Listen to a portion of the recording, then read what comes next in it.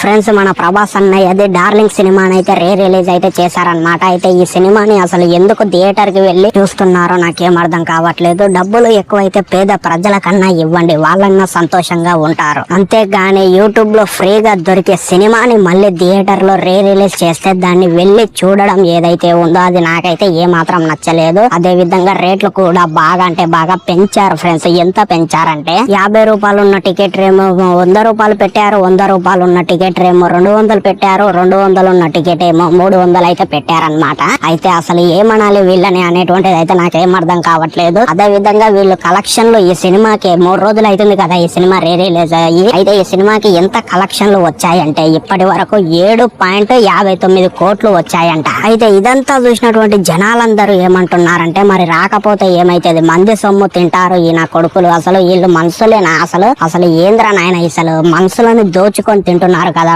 నాయన. ఎంటర్టైన్మెంట్ పేరుతోటి మనుషులని పిచ్చోళ్ళని చేస్తున్నారు. అసలు వీళ్ళు హీరోనేనా? అసలు ఇలాంటి వాళ్ళ సినిమాలో రిలీజ్ అయితే చూడొద్దు. ఇలాంటి హీరోల సినిమాలు చూసే బదులు రాఘవ రాలెన్స్ సినిమా వస్తుంది కదా, ఎలాగో మే 1 నాడు గంగా సినిమా తోటైతే అతనైతే వస్తున్నాడు. ఆయన సినిమానన్నా చూస్తాము అని చెప్పి జనాలైతే ప్రతి ఒక్కరు కూడా అంటున్నారు. అదే విధంగా మన రాఘవ రాలెన్స్ అన్నయ్య గురించి మనందరికీ తెలిసిందే ఫ్రెండ్స్. ఏ రేంజ్ లో దాన ధర్మాలు చేస్తారో ప్రతి ఒక్కరికి కూడా తెలుసు. ఆయనలో ఉన్నటువంటి మంచితనం ఎలాంటిదో అందరికీ కూడా తెలిసిందే. కానీ ఇక్కడ రిలీజ్ పేరుతోటి ఎంటర్టైన్మెంట్ పేరుతోటి దోచుకునేటువంటి మన పబ్బాస్ అన్నయ్య ఎవరైతే ఉన్నారో అతను ఏ దాన ధర్మం కూడా ఎక్కడ కూడా చేయలేడు. సోషల్ మీడియాలో ఆయననైతే బాగా అంటే బాగా లేపుతారు, కానీ అసలు ఏంటికి లేపుతారో కూడా నాకైతే అసలు ఏం అర్థం కాదు. మరి మీకేమనిపిస్తుంది ఫ్రెండ్స్ ఈ వీడియో చూసిన తర్వాత? మీ ఒపీనియన్ ఏంటి?